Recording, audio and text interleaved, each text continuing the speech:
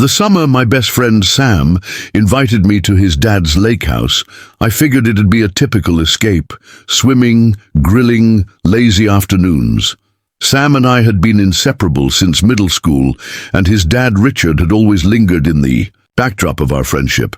He was the easygoing, effortlessly cool dad, quick with a joke, laid back, and always treating me like one of his own. I assumed this trip would be like every other. I had no idea how wrong I was. We rolled up on a sweltering July afternoon, our car packed with snacks and gear. The lake sparkled beneath the sun, the perfect getaway from the noise of the city. As we unloaded, Richard stepped out onto the porch, sunglasses catching the light as he waved. "Finally, you two made it," he called, voice deep and easy. He was shirtless, wearing only swim trunks, his skin sun-kissed and toned from time. Outdoors, he looked more like an older brother than someone nearing 50. It wasn't new, but this time something fluttered in my chest, something I didn't understand. "Hey, Dad," Sam grinned, hauling a cooler up the steps. "You haven't finished all the beer without us, right?" Richard laughed, clapping Sam's shoulder. "Not all of it. Save some for you guys. Go get settled. Dinner's in an hour." I followed Sam inside, trying to shake off the strange feeling that settled over me. "It's just the heat," I told myself. This summer was supposed to be about chilling out, not overthinking everything before college started. The first few days flew by in a haze of lake swims, midnight talks, and non-stop banter. Richard joined us for most of it, and it felt natural. Easy. But then Sam got a call from his girlfriend Lauren. She was stuck at work and needed help on a project. I saw the guilt in his eyes as he explained. "I'll be back by dinner," he said, grabbing his keys. "You okay hanging here? Dad's around if you need anything." "Yeah, no worries," I said with a wave. "Go rescue your damsel in distress." Sam laughed as he pulled away, and I stood watching the car disappear up the gravel driveway. For the first time that week, the cabin was completely still. The only sounds were the lapping of the lake and birds calling from the trees. I wandered out to the deck, sun beating down on my shoulders. The heat was stifling, and I decided to cool off. Stripping to my trunks, I dove into the water, the chill shocking and welcome. I floated for a while, staring at the open sky, letting the calm wash over me. When I finally climbed out, dripping and breathless, Richard was on the deck, leaning against the railing with a beer in hand. "Feels good, huh?" he asked, flashing. A relaxed smile. "Perfect," I replied, toweling off as I stepped up. "Sam didn't leave you stranded, did he?" Richard asked lightly, but there was a note of curiosity in his voice. "Nah, he'll be back soon. I don't mind the quiet." He nodded, finishing his beer. "You know, the sauna's empty if you're looking to really relax. Great after a swim." The sauna, I'd nearly forgotten about it. They'd built it a couple years back, tucked near the boathouse. It always felt more like Richard's thing than ours. But now that he mentioned it, it sounded nice. "Maybe I'll check it out," I said, slinging the towel over my shoulder. "Good call," Richard said, pushing off the railing. "I'll fire it up for you." Before I could protest, he was already heading toward the boathouse. I hesitated a second, then followed, the sun warming my back. The sauna was small but comfortable, the inside lined with cedar that filled the air with its rich, earthy scent. Richard showed me how to set the temperature, then turned to go. "Enjoy," he said, his hand resting on the doorframe a moment too long before he stepped out. I settled onto the wooden bench, letting the heat sink into my muscles. The air was heavy, my skin soon damp with sweat. It was quiet, just my breathing and the occasional creak of the wood. I closed my eyes, letting the warmth melt away the tension. After about 10 minutes, the door creaked open. Richard entered, a towel hanging low on his hips. "Mind if I join?" he asked casually. I blinked, surprised. The space was tight, barely enough for two. His presence suddenly made the room feel warmer, denser. But what could I say? It was his sauna. "Sure," I said, shifting over to make space. He sat across from me, leaning back, the towel barely covering him. I tried to keep my eyes elsewhere, focused on the bench's grain, but my gaze kept drifting, watching his chest rise and fall, the sweat tracing paths across his skin. "You look tense," he said after a pause, voice low and calm. "This place is supposed to help with that." "I'm fine," I answered, though my heart was racing. There was something in his gaze, unreadable but intense, not threatening exactly, just unsettling. Richard chuckled and leaned forward. "You've got to let the heat work. Loosen up." I nodded, trying not to look directly at him, but the air had changed. A tension buzzed between us, hard to ignore. Then he reached out, his fingers brushing my arm. "You okay?" he asked, voice gentle, almost caring. I swallowed hard. "Yeah, just not used to this kind of heat." His hand lingered before pulling back, a small smile tugging at his lips. "It's good for you. Clears the head." I nodded again, words stuck in my throat. The room suddenly felt too small. I could feel him watching me, and it made my skin prickle. Part nerves, part something I couldn't name. I focused on the heat, how it softened my muscles, made my limbs heavy. But his presence was impossible to ignore. The space between us was charged, humming with something electric and unspoken. We sat in silence, the only sound the hiss of steam as Richard poured water over the hot rocks. The air thickened, and I wiped sweat from my brow, feeling oddly exposed. He leaned back, his posture easy. But his eyes, they watched me carefully like he was studying me. "You've grown up a lot," he said at last, breaking the silence. "Hard to believe you're off to college soon." "Yeah," I said, my throat dry. "Time flies, I guess," he smiled, slow and knowing. "Feels like just yesterday you and Sam were tearing around here like wild kids." I nodded, not sure how to respond. His tone wasn't just nostalgic, it carried weight, something deeper. Richard leaned in slightly, resting his elbows on his knees. "Sam's lucky," he said, voice softer now. "Having a friend like you, someone he can count on. Not everyone gets that." My pulse jumped. "My best friend." I said, my voice quieter than I intended. "We've been through a lot together." Richard nodded, his gaze never leaving mine. "That kind of bond, it's rare, special." The words hung in the air between us, heavy and loaded with something I couldn't quite name. My mind raced, trying to make sense of the moment, but before I could think too much, Richard stood up, his towel slipping slightly as he moved. My eyes flicked away, my face flushing with heat, not just from the sauna. "I'll leave you to it," he said, his voice smooth. "Sometimes it's better to be alone in here. Really let yourself unwind." "Yeah. Thanks," I murmured, not trusting myself to say more. He gave me one last lingering look before stepping out, the door clicking shut behind him. I let out a breath I hadn't realized I was holding, my chest tight as I leaned back against the bench. The room felt quieter without him, but the air was still charged, like his presence lingered even after he left. I sat there a while longer, trying to shake the strange tension that had settled over me. But no matter how hard I tried, I couldn't get the image of him out of my head. The way his eyes had lingered on me, the way his voice had dropped just a little too low. It was unsettling, confusing, and something else I didn't want to admit. When I finally stepped out of the sauna, the cool air hit my skin like a shock, and I wrapped my towel tightly around myself as I made my way back to the cabin. The lake shimmered in the fading sunlight, the sound of cicadas filling the air. But the usual peace I felt in this place was nowhere to be found. My mind was spinning, my thoughts tangled in a mess of confusion and unease. I reached the cabin and slipped inside, the familiar smell of wood and sunscreen greeting me. The living room was empty, the kitchen quiet, but I could hear movement upstairs. I hesitated for a moment before heading to my room, hoping to collect my thoughts and shake the strange feeling that had settled over me. But as I passed the staircase, I heard Richard's voice, "You all right?" he called out, his tone light, but there was an edge to it that made my stomach flip. "Yeah," I replied, pausing at the bottom of the stairs. "Just tired."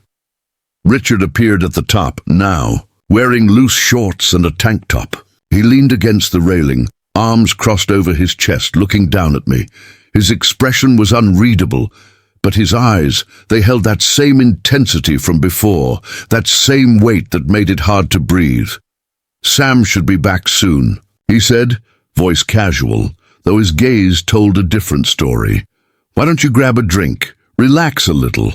Maybe later," I mumbled, avoiding his eyes as I headed for my room. Once inside, I closed the door and leaned against it, my chest heaving as I tried to catch my breath. What was happening? Why was I feeling like this? Richard had always been like a second dad to me, friendly, supportive, someone I could trust.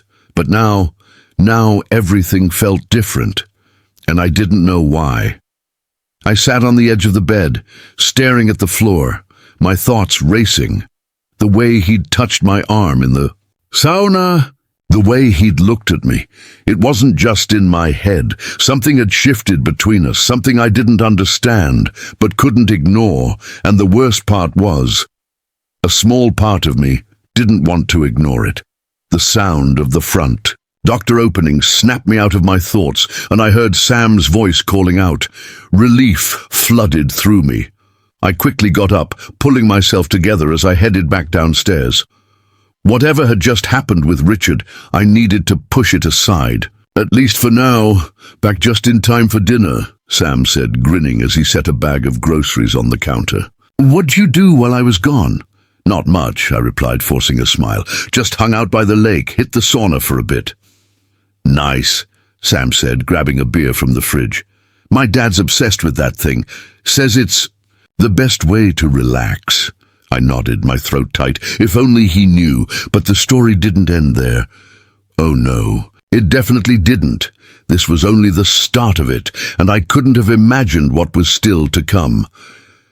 That night during dinner, Sam chatted away about his girlfriend, his plans for college, all the things he was excited about for the summer. Nodded along, forcing myself to laugh at his jokes and respond at the right moments. But my thoughts kept drifting back to Richard. He sat across from me at the table, his expression relaxed as he joined the conversation. But every so often, I caught him glancing at me. It was subtle, barely noticeable, but enough to make my skin prickle. The way his eyes lingered just a little too long. The way his smile seemed to hold something beneath the surface. It was unnerving. And no matter how hard I tried, I couldn't shake the feeling that he was testing me somehow. After dinner, Sam suggested we watch a movie, something light and funny to end the day. I agreed, grateful for the distraction, and we settled into the living room. Richard joined us sitting in the armchair across from the couch, where Sam and I sprawled out. The movie played on the screen, but I barely registered it, too aware of Richard's presence. In the room, about halfway through, Sam got up to grab more snacks. "Pause it," he said, disappearing into the kitchen. I reached for their remote, pressing pause as the screen froze on a goofy expression. The room fell silent. The only sound, the faint hum of the ceiling fan. I glanced at Richard, trying to act casual, but he was already looking at me. "You all right?" he asked, his tone soft, almost concerned. "Yeah," I said quickly, avoiding his gaze. "Why wouldn't I be?" He shrugged, leaning back in his chair. "You just seem off, like something's on your mind." I swallowed, hard, my palms sweating as I gripped their remote. "I'm fine, just tired, I guess." Richard nodded slowly, his eyes never leaving mine.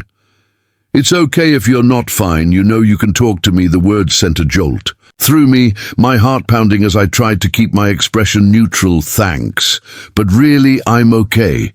Before he could say anything else, Sam returned, a bowl of popcorn in one hand and a soda in the other. He plopped back down on the couch, completely oblivious to the tension in the room. "All right, let's finish this," Sam said, tossing a handful of popcorn into his mouth. I pressed play, grateful for the interruption, but my mind was far from the movie. Every so often I felt Richard's eyes on me, like he was studying me, waiting for something. The weight of his gaze was suffocating, and by the time the movie ended, I was desperate to get away. "You think I'm going to head to bed?" I said, standing up and stretching. "Long day night, man." Sam said, giving me a lazy wave as he flipped through the TV channels. "See you in the morning, good night." Richard added, his voice low and smooth. He nodded, avoiding his eyes, as I made my way upstairs. Once inside my room, I closed the door and leaned against it, letting out a shaky breath. My chest felt tight. My thoughts a tangled mess as it tried to make sense of everything. The way Richard looked at me, the way he spoke, it wasn't in my head. There was something there, something I didn't know how to handle. I crawled into bed, pulling the covers over me as I stared at the ceiling. The house was quiet now. The faint creaks and groans of the old wood, the only sounds, but my mind was anything but quiet. I kept replaying the moments in the sauna, at the dinner table, during the movie, the way Richard's hand had lingered on my arm, the way his eyes seemed to see right through me. It was like he knew what I was feeling, even before I did, and that terrified me. I tossed and turned, sleep eluding me.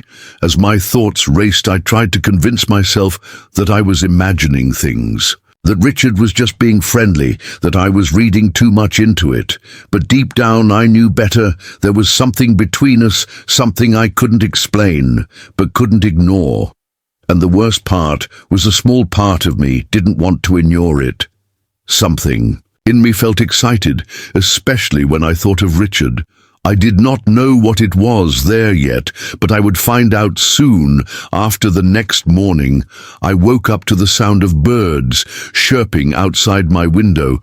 The sun streamed through the curtains, casting a warm glow over the room, but I felt anything but warm. My stomach was tied in knots, my chest heavy with unease. As I got dressed and headed downstairs, Sam was already up, sitting at the kitchen table with a bowl of cereal. He grinned when he saw me, completely unaware of the turmoil inside me. "Morning, dude," he said, shoving another spoonful of cereal into his mouth. "Sleep okay?" "Yeah," I lied, grabbing a glass of water. "You like a rock?" he said with a laugh. "My dad's out on the dock if you're looking for him." Said something about fixing the boat. My stomach flipped at the mention of Richard, but I forced a smile. "Cool, maybe I'll head down there later." Sam nodded, oblivious as ever, and I felt a pang of guilt. He had no idea what was going on, no idea that his dad had crossed a line I didn't know how to deal with, and I didn't know if I could ever tell him. After breakfast, Sam suggested we take the canoe out on the lake, and I jumped at the chance to avoid Richard. The water was calm, the sun warm on our backs as we paddled out to the middle of the lake. For a while it felt like old times, just me and Sam laughing and joking, like nothing had changed, but everything had changed, and I couldn't ignore it. For long, when we got back to the cabin, Richard was waiting on the dock, his shirt off as he worked on the boat. My breath caught in my throat at the sight of him, his tan skin glistening in the sunlight, the muscles in his arms flexing as he tightened a bolt. He looked up as we approached, a small smile playing on his lips. "Have a good time out?" There hesked his voice, easy and smooth. "Yeah," Sam said, hopping out of the canoe. "Water's perfect today." Richard nodded, his eyes flicking to me. "You look like you could do some time in the sauna again," he said, his tone casual but his gaze intense. My heart raced, the memory of yesterday flooding back. I forced a laugh, trying to act normal, maybe later, but the look in his eyes told me he wasn't going to let it go. The afternoon passed in a blur. Sam and I spent most of it lounging on the deck, sipping cold drinks and soaking up the sun. He was in his element, cracking jokes and recounting stories about his girlfriend, completely unaware of the storm brewing inside me. I envied him, his carefree attitude, the ease with which he moved through the world. Meanwhile, I felt like I was carrying a secret that was growing heavier by the second. Richard stayed near the dock, tinkering with the boat every now and then. I caught him glancing up at us, his gaze lingering just a little too long. Each time, my stomach tightened, my heart pounding in my chest. I tried to act normal to keep up with Sam's energy, but it was like I was walking on a tightrope, every step more precarious than the last. By late afternoon, Sam decided to head into town to pick up supplies. For dinner, you want to come with? He asked, pulling on his sneakers. Nah, I think I'll stay here, I said, trying to sound casual. The thought of being alone with Richard made my skin crawl, but I couldn't bring myself to admit it. Sam shrugged, grabbing his keys all right. Cool, be back in a bit. As his car disappeared down the gravel driveway, the cabin seemed to fall into an eerie silence. I stood on the deck, staring out at the lake, the sound of the water lapping against Theory door doing little to calm my nerves. I considered grabbing a book or going for a walk, anything to avoid being in the same space as Richard. But before I could make a decision, his voice broke through the quiet. "You all right?" he called from Thedoc. His tone easy, but laced with something I couldn't quite place. Who turned, forcing a smile. "Yeah, just enjoying the view." He nodded, setting down his tools and wiping his hands on a rag. "It's a good one. Peaceful out here, isn't it?" "Yeah," I said, my voice tight. He walked up the dock, his movement slow and deliberate, like he was testing the waters, you know. He said, stopping a few feet away from me, "It's just us now. We could talk if you want." My throat went dry about what he tilted his head, studying me about what's been going on about yesterday. Panic surged through me hands clenching at my sides. "I don't know what you're talking about." He stepped closer, his voice soft but firm. "Come on, don't do that. I know you felt it too." I shook my head back, away slightly. "I don't know what you think happened, but it did." He interrupted, his eyes locking onto mine. "And it's okay. You don't have to be afraid." Afraid, the word echoed in my mind, striking a chord. I didn't want to acknowledge I was afraid. Afraid of what he was saying, afraid of what it meant, and most of all, afraid of the part of me that didn't want to pull away. "I think I'm going to go for a walk," I said, my voice shaky as I turned toward the woods. But before I could take a step, his hand was on my arm, Saint stopping me in my tracks. His touch was firm but not forceful, his grip sending a jolt through my entire body. "Wait," he said, his voice low. "You don't have to run." I froze, torn between the instinct to flee and the strange pull that kept me rooted. In place, my mind was screaming at me to leave, to get as far away as possible, but my feet wouldn't move. I could feel his presence behind me, the weight of his gaze heavy on my back. "I don't want to make you uncomfortable," he said, his tone softer now. "But I think we need to talk about this about us." His expression didn't falter, his calm demeanor only adding to my frustration. "I know it's complicated, but I also know that what happened yesterday wasn't one-sided. You can deny it all you want, but I saw it in your eyes. I felt my face flush, a mix of anger and embarrassment coursing through. "But you don't know anything about me, don't I?" he asked, stepping closer. "I see the way you look at me. I see the way you act when I'm around. You can try to hide it, but it's there." My chest tightened, the weight of his words pressing down on me. He wasn't wrong, and that terrified me. There was a part of me that was drawn to him, a part I didn't understand and didn't want to admit. But giving into that part felt like crossing a line I could never uncross. "I need some space," I said, my voice barely above a whisper as I turned and walked. I didn't stop until I was deep among the trees, the sound of the lake fading into the background. My heart was pounding, my mind racing as I tried to make sense of everything. How had things spiraled so far out of control? What was I supposed to do now? I sank onto a fallen log, my head in my hands, as the weight of this situation settled over me. I felt trapped, like I was caught in a web I couldn't escape. No matter which way I turned, I couldn't see a way out, and the worst part, a small part of me didn't want to escape. A small part of me wanted to see Richard, and not only see him, but do so much more. The woods were quiet, the kind of stillness that only seemed to exist in places far from the chaos of every day. Life. I could hear the faint rustling of leaves in the breeze, the occasional chirp of a bird. But it did little to calm the storm raging inside me. I had come out here to escape, to clear my head.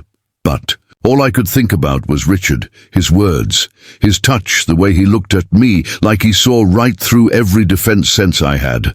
I wasn't sure how long I sat there staring at the ground, lost in a swirl of emotions.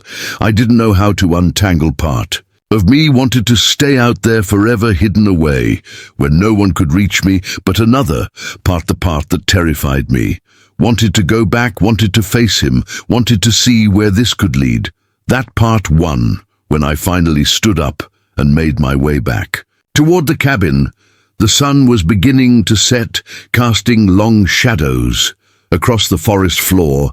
My heart, P. Edwith, every step, a mix of anticipation and dread building in my chest.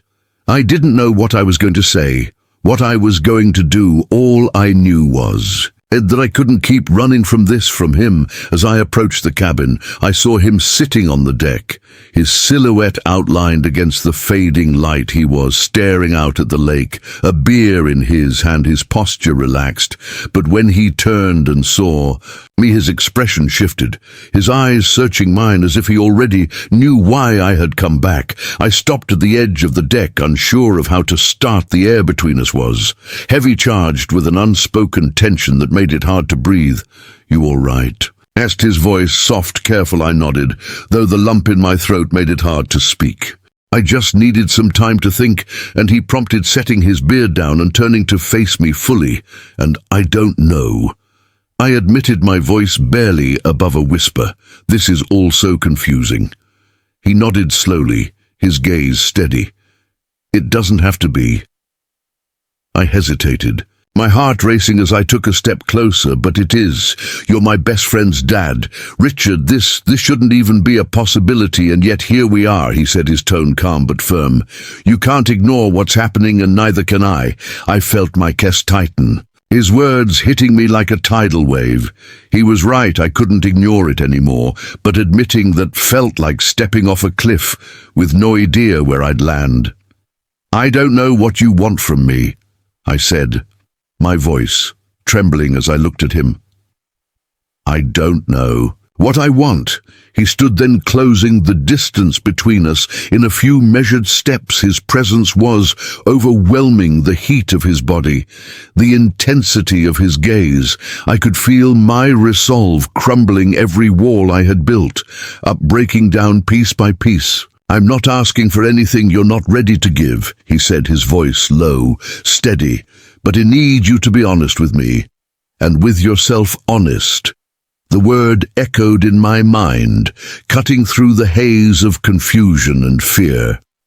Could I really be honest? Could I admit what I'd been trying so hard to deny? I started, my voice faltering. "I don't know if I can do this." He reached out, then his hand rushing against my arm, the touch sending a jolt through me.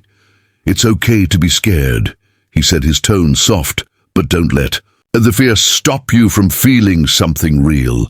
His words hung in the air, heavy and charged, and for a moment I felt like the world had stopped spinning. My heart was pounding, my mind racing, but when I looked into his eyes, all I saw was understanding. No judgment, no pressure, just him waiting for me to decide. I made my choice. Slowly, hesitantly, I closed the gap between us, my hand reaching for his fingers intertwined with mine, warm and steady, and I felt a sense of calm wash over me, a calm I hadn't felt in weeks. He didn't move, didn't push, just waited, giving me the space I needed. When I finally looked up at him, I saw something in his eyes that made my chest dash, something raw and vulnerable, like he was just as scared as I was. And before I could overthink it, I leaned in, my lips brushing against his in a kiss that was soft, tentative, but filled with 1,000 unspoken words. His hand came up to cut my face, his touch gentle yet firm, grounding me in a way I hadn't expected. The kiss deepened, the tension between us dissolving into something that felt warm and real, something that made all the fear and confusion fade away. After a second, the kissing became even more intense, and we went even further than kissing. I grabbed him at places I knew he wanted me to grab him, and I immediately felt that he liked that, and so I went further, doing what he wanted me to do. Eventually, I went a little down, so that I made sure he could reach his top, and when he almost reached it, I went back up and he turned. Mid-round, wow, I had never done something like this before, but I have to say that was amazing. When we finally pulled back, I let out a shaky breath, my heart still racing. "This is insane," I whispered, small smile, tugging at my lips.